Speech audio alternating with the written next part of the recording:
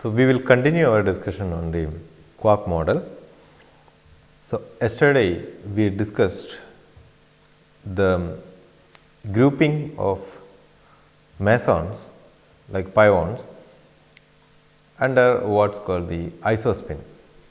So, we said that we can consider pions as made of quarks and antiquarks and think about an isospin symmetry or isospin grouping under which U quark and a D quark belongs to isospin equal to half. So, I equal to half with U having I 3 equal to plus half and I 3 of U half U is plus half and I 3 of D quark is minus half. And similarly, we can think about the antiquark isospin half group D bar and U bar, and we said we will put a minus sign in whenever the wave function of U bar is considered. This will give you I 3 equal to plus half for the D bar quark and I 3 equal to minus 1 by 2 for the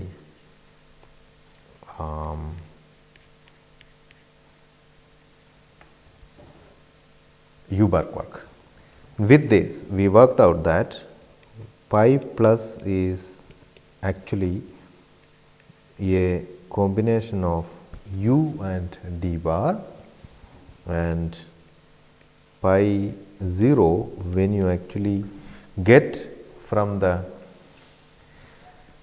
pion wave function thought of as isospin 1 and isospin 3 1 by plus 1, then we can actually use a step down operator to get the wave function corresponding to pi 0, and then that is what we did yesterday, and we got 1 over 2 d d bar minus u bar. The minus sign is because of the minus sign associated with u bar in the I 3 equal to half multiplet, and pi minus is again going to be d and u bar, only one such combination possible. So, this first one is our I 3 equal to plus 1, second one is I 3 equal to 0, and third one is I 3 equal to minus 1, all belonging to I equal to 1. This is what we discussed yesterday, and now we said we can also think about other mesons like kaons. In that case, what we do is we have to consider the fact that U D, let me write that again, belongs to an I equal to half group, and yes, the strange quark S quark belongs to an I equal to 0 group, and similarly D bar U bar minus belongs to an I equal to half, and S bar belongs to an I equal to 0 group. So, with this U, D and S bar, for example, we can consider U S bar combination. This will have an isospin half because S has and S bar has isospin equal to 0, U has isospin equal to half. So, the only possible result and isospin of the combination is half, and I 3 similarly is plus half. So, we have I equal to half, I3 equal to plus half for the combination combined U S bar system as well. We associate this, or we identified this as the K plus meson, and from the other member of the quark doublet U isospin doublet U D, we have a D S bar, which is again I equal to half, but I3 equal to minus half, because D has isospin third component equal to minus half. And this, if you look at the electric charge, is it is a neutral particle, we denote that as K0. If you look at the mass of this, you see that experimentally they have the same mass. We will come to some mass relations as we progress in quark model. Okay, so this is one thing. But then you also have a anti-quark D bar and U bar combination and S quark. So, with that again you can make U bar S, or let me take, since we are talking about the isospin half, I3 equal to half first plus half first, let me take D bar S. So, now electric charge of D bar S combination is also neutral. So, I should be denoting this also as a neutral particle with a 0 there in the place of charge. But then this is different from K0, it is actually the antiparticle of K0. So, if you look at the quark content, it is clear that D goes to its antiparticle, S bar goes to its antiparticle. We said that antiparticle is a relative concept in some sense. So, together D S bar goes to its antiparticle. So, K0 goes to its antiparticle if you take this change. And this is again I3 equal to plus half system, and similarly you can have a K minus with U bar S, and you can put a minus sign because U bar is always there is a minus sign associated with U bar wave function. So, I3 equal to minus half belonging to an isospin doublet. So, if you look at again K minus, it is the antiparticle of K plus, because U has gone to U bar, S bar has gone to S. So, in a similar fashion, we can actually think about other mesons also. So, there are many mesons which were discovered over the years, and all of them can be understood in terms of their quark contents, and we can apply the isospin symmetry properties the way we have done to all of them. Only thing is, now you have to consider the isospin along with this one. You have to also consider the C quark, B quark, C quark and B quark essentially. T quark, top quark does not really form bound states, we discussed that. So, basically considering the isospin of C quark equal to 0, B quark equal to 0 and S quark equal to 0, and an isospin of U quark is plus half with along with the D quark, we can work out the isospin of any of the mesons and also different combinations which will combine together to give isospin multiplet of any mesons. In exactly similar way, we can also look at the baryons, which are now made of only quarks, not antiquarks. So, for example, if you look at proton, you can see that if you look at U, then U quark and a D quark, then you will have a proton, and if you work out the isospin, then we will see that U quark has an isospin third component is equal to plus half, another U quark. So, together they will have an isospin combination of plus 1, and then you have a D quark which has an isospin third component minus half. So, together they have an isospin third component plus half, and you will see that you can actually work it out to get both proton and neutron belonging to one isospin group with I equal to plus half and I3 equal to plus half for proton and I3 equal to minus half for the neutron. Similarly, for other baryons, we can look at the isospin grouping. And in fact, if you are interested, a complete list of all the non-mesons up to today is available. Look at the particle data group, which actually compiles all this information from various different experiments and keeps it in one place for our easy reference. The URL of the particle data group or PDG is given here. So, you can take a look at that, then you will see that different mesons, what their other properties, the charges are, what their quark content is, what their isospin is, what their other quantum numbers are, and other properties are when they decay, what they do decay into, etc. So, a lot of information, including what we have discussed here and many more information that we could not discuss in here are also there.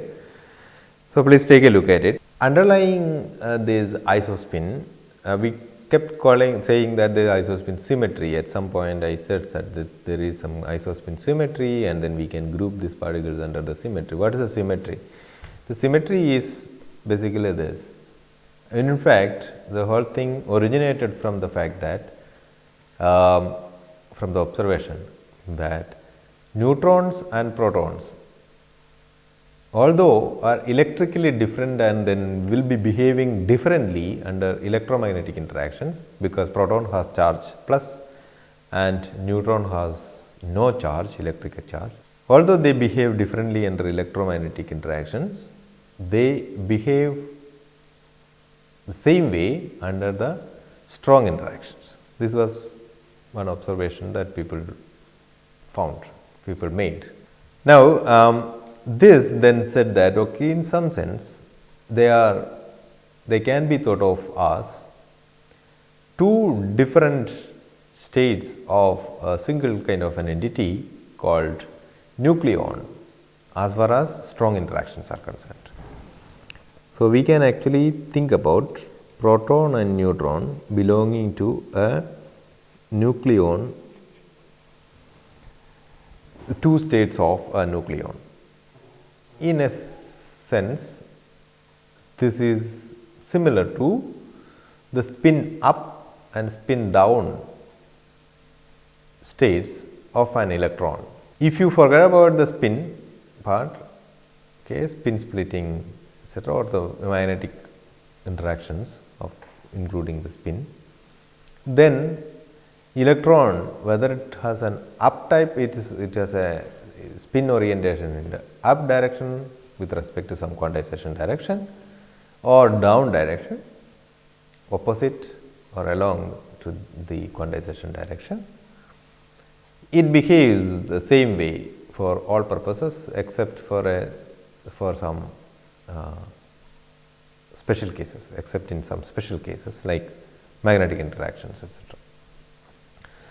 So, now it is this analogy that we can take again here, and then this additional quantum number that will distinguish the nucleon is called the isospin, and we can make a statement that the strong interaction, since it does not distinguish between p and n, it is symmetric under isospin transformations.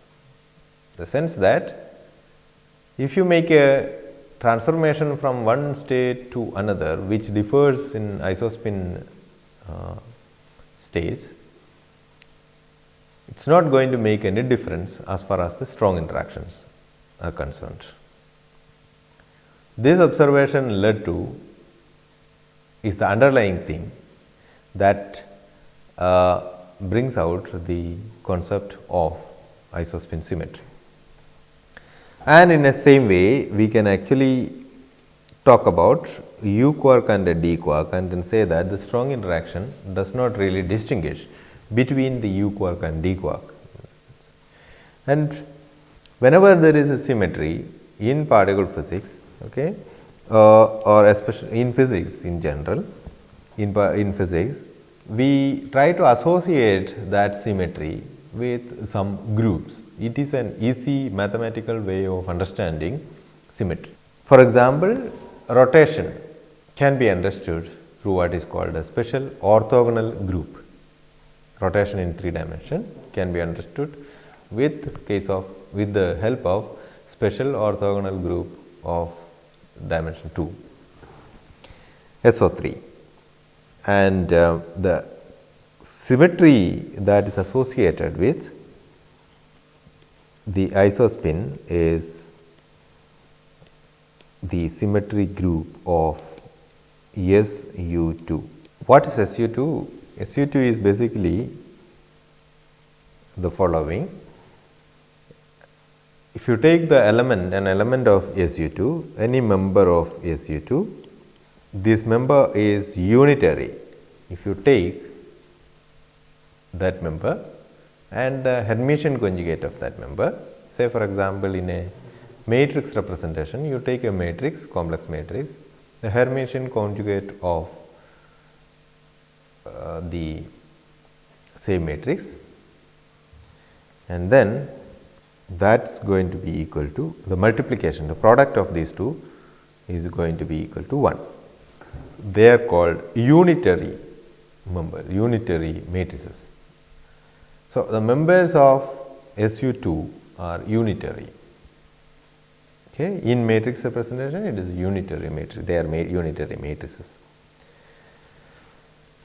And special unitary is what the SU stands for, and the special here means that the determinant of the member element is equal to +1. You can show that the determinant of any unitary matrix is going to be plus or minus 1, and if you take only those with determinant equal to +1, then you will get the special unitary group. So, this is the symmetry group of isospin symmetry. And so, as we said, if you take Pn or Ud, they belong to a doublet of Pn or U and D. They belong to the doublet of SU2 isospin, and the strong interaction do not distinguish between the members of a particular multiplet, whether it is P or N does not know, U or D, you cannot distinguish under in strong interaction. So, let me write that here for you. Strong interaction do not distinguish P from N.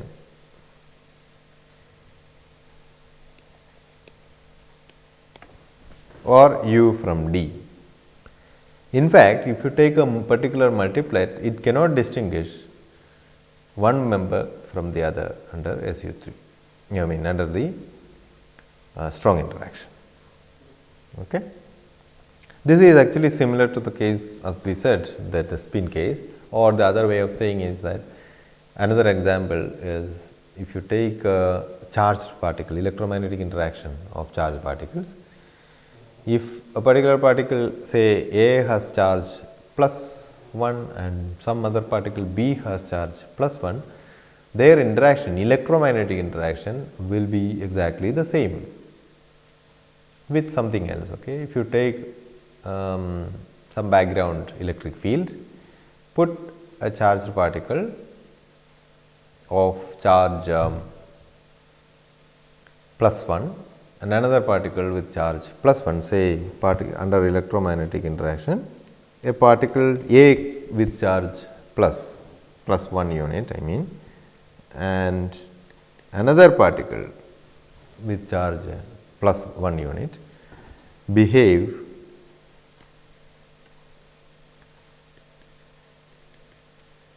in a similar fashion, which means that if you take A, put it in an electric field, and take B and then put it in the same electric field, they will experience exactly the same kind of force. Okay? So, this is not a strange thing, and then this means that there is a particular quality or quantity, quantum mechanical, or I mean property, which called charge, electric charge, and then that is the only thing which will distinguish the particle, nothing else as such. Similarly, there has to be something which actually is associated with the strong interaction.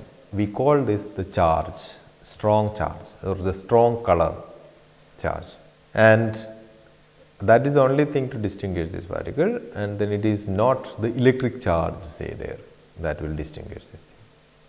So, as far as that is concerned, then a U quark and a D quark behave in a similar fashion. We will come to the color charges later. Now, there is another way of grouping these quarks, which is called a flavor symmetry. Okay?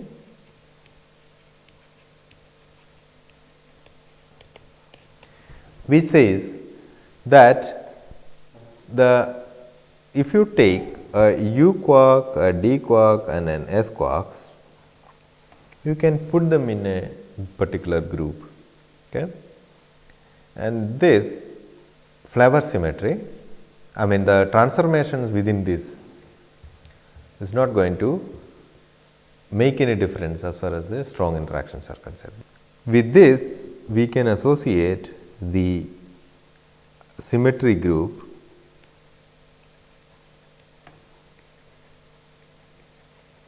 of SU3. Now, in a similar way, we can also take U bar, D bar and S bar and then put it under SU3. And this is called a triplet under SU3. Similarly, this is a U bar, S bar, D bar is a triplet under SU3. Now, when we combine these to make quarks, if you take a triplet, let me denote the triplet by 3, and an anti-quark triplet by 3 bar. Under the SU3, we can understand this as a combination of an 8 and a 1. The objects that you will get, the result of this combination will actually can be classified under a group of 8 and 1 standing alone. What do I mean by this? This is something which we just now earlier said. Think about the spin half object, which is a doublet. In a spin half object multiplet, you have spin up or spin third component of the spin as plus half or minus half. There are two members. So, that is why it is a doublet. And take another spin half, combine them, you will get one spin 1 particle which belongs to which is actually a triplet. So, this is spin half cross half, another way of writing it. A spin here in the first case we are writing it as 2 cross 2 equal to 3, which means that 3 plus 1, okay, which means we are denoting this by the multiplets, number of members in a particular group, and second way of writing it is basically denoting it by the spins. Spin half is a doublet. So, spin half cross spin half will give you a spin 1 and a spin 0 this case. Okay. So, spin 1 has 3 projections, +1, -1 and 0. There are 3 values, +1, -1 and 0. In the case of spin 0, there is only one such as thing. So, that belongs to a singlet, 1 multiplet of member 1, and spin 1 belongs to multiplet of 3, which is a triplet. In a similar fashion, if you do the algebra and then consider the SU3 grouping, then 3 cross 3 bar is going to give you an 8, a member, a group or a multiplet of 8 members and 1 singlet. This should add up. 3 into 3 is 9. So, that is equal to 8 plus 1. Similarly, for the spin case, 2 into 2 is 4 and 3 plus 1 is also equal to 4. Okay. So, now let us take U, D, S, find out what are the different type of mesons you can make with a U bar, a D bar and S bar under the flavor. This tells you that you can have a U bar, you can have a U D bar, and you can have a U S bar, you can have a D D bar, you can have a D S bar, you can have an S S bar, you can have D bar U, D U bar, okay, D U bar, and you can have a S U bar and an S T bar. There are 9 such possibilities, of course. So, 9 combinations.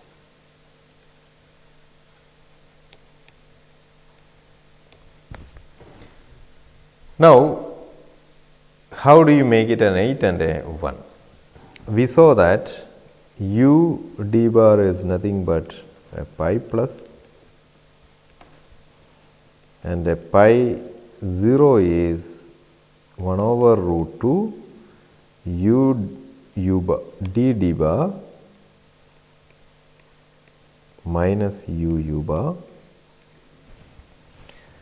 and pi minus is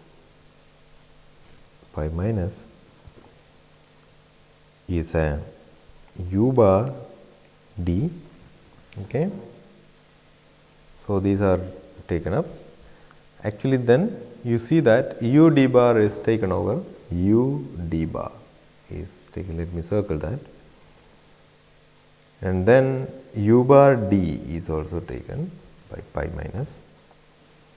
D D bar and a combination of D D bar and U bar is also considered in that. So, there must be another combination of U bar and D D bar, or along with something else which will come up as another one. And you have a K plus which we had considered, which is U S bar,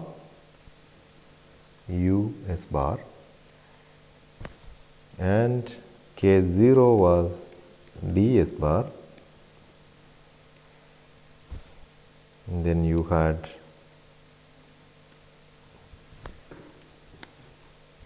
K 0 bar was, or K minus U bar S, K 0 bar is equal to D bar S. Okay. So, these are already identified, we know this thing. Now, we already have one particle which has electric charge equal to 0, which is one particle pi 0, which is taking up the combination d d bar and u bar. There is one singlet that we have to make as per our split of 3 cross 3 equal to 8 plus 1 using u bar, d bar and ss bar. So, that singlet should be treating u, s and d in a similar fashion. So, let me call that singlet as eta bar and write it as u bar plus d bar plus s bar in taking it in exactly the same footing compared to each other.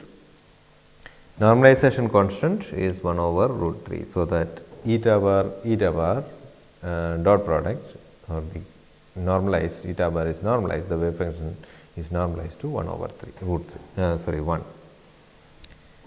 Now, an orthogonal combination of this is given here pi 0. If you look at pi 0 and eta prime, they are orthogonal to each other. Okay. Now, if you take, you have to make one more orthogonal combination and that can be written as, so orthogonal combination which is orthogonal to both eta prime and pi 0 is you have to have a u bar u bar and d bar plus with a plus sign, because that will make sure that it is orthogonal to pi 0. And to make sure that it is orthogonal to ss bar, now that you have to ask the u and d part the same, that will give you a 1 plus 1, which is 2. You have to cancel that by 2 s bar. So, that the whole thing is orthogonal to each other. U bar, that will give you a 1, d bar will give you another 1, and minus 2 ss bar s into 1 ss bar will give you a minus 2. So, that it is orthogonal to the combination eta prime. So, thus we have 9 combinations, right. So, 9 combinations out of u bar, u, d, s and u bar, d bar, s bar. And since we have put them in different multiplets, let me collect those things and then put it in a group of 8 and a group of 1. How, and conventionally what is done is you actually put it in a plane of I3 and S, where S is called the strangeness. Okay. So, since we did not make this especially explicitly earlier, strangeness. Similar to the isospin, we will also assign what is called strangeness quantum number. So, the strangeness is assigned so that u quark and d quark has strangeness equal to 0 and s quark has strangeness equal to plus actually minus 1. So, with this we will see that if you put in a plane of I3 and S, the pions are made of u quark and d quark alone. So, strangeness is 0. So, they should be coming in the S equal to 0 plane line, and I3 equal to plus 1, 0 and minus 1. If you take K plus is the quark content of K plus is u s bar, So, the strangeness of this is plus 1 because strange quark has strangeness is equal to minus 1 and S bar, the strange anti-quark, has strangeness equal to plus 1. So, K plus will have a strangeness plus 1 and K 0 will have a strangeness plus 1, and they have isospin, third component of isospin, equal to plus half and minus half respectively. So, we have K plus and K 0. Okay.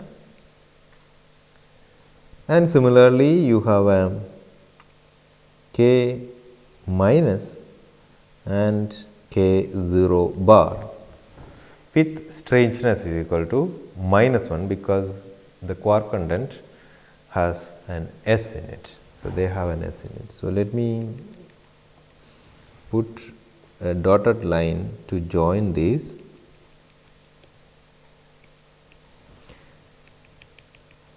So, you have 4 plus 3, 7 members here, and you put the eta which is not a singlet along with it, and this makes a group of 8, and then this is called the Meson octet.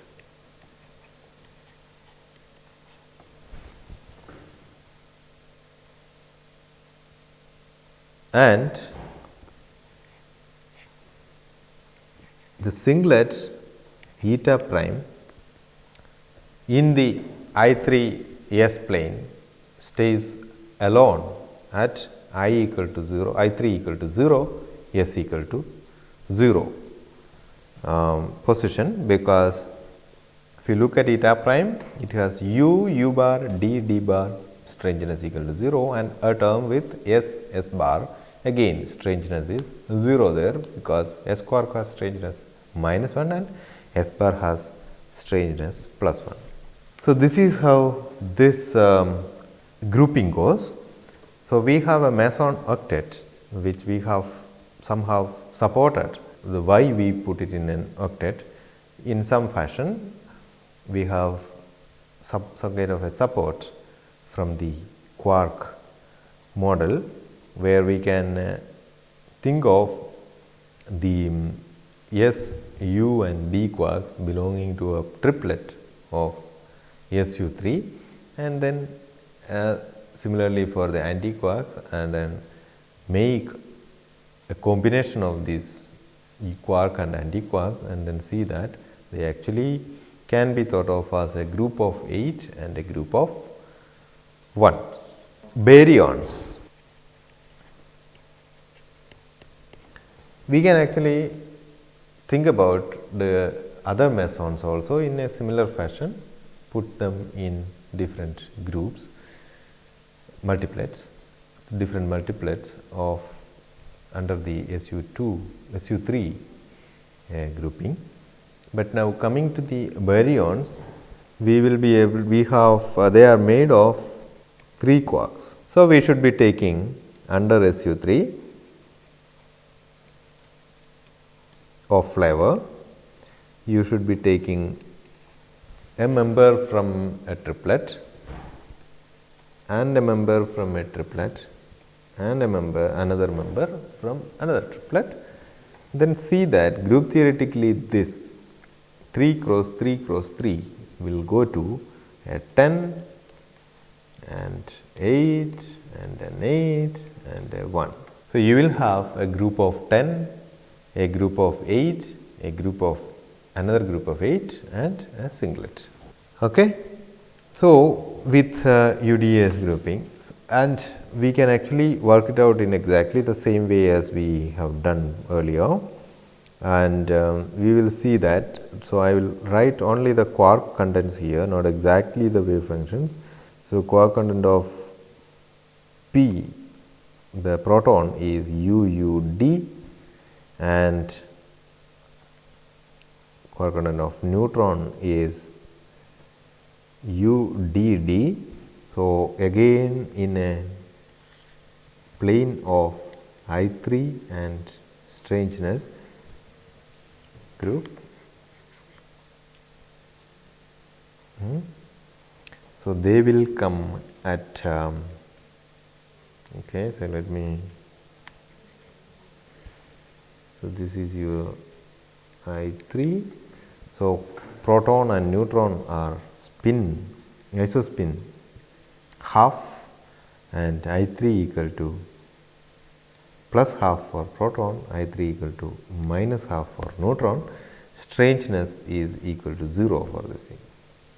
And then you can actually, you have another set of these baryons which are called sigma baryons. There are 3 different types of them: sigma D, sigma minus, sigma 0, UDS, and sigma plus, which is UUS. All of them has one strange quark in it, and therefore, the strangeness is minus 1. So, strangeness minus 1, isospin half, isospin minus half is isospin 3, third component of isospin minus half is sigma minus, and sigma 0 has isospin 0, and sigma plus has isospin, third component of isospin equal to plus 1. And then there are 2 other baryons which are called cascade 0, which can be thought of as made of a U quark and an S quark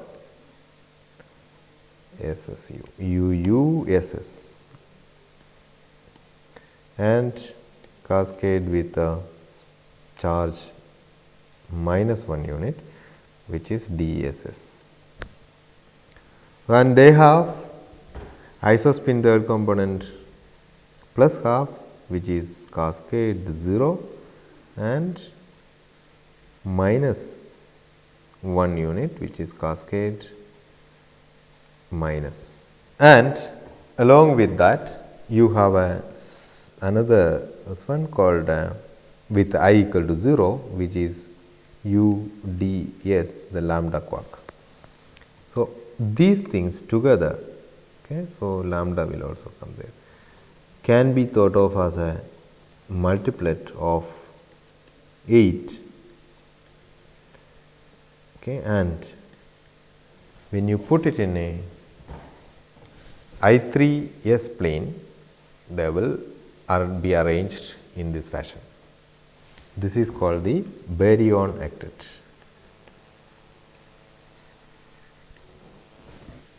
We indeed have another baryon octet, and the 10 is also there. We will discuss that in the next class.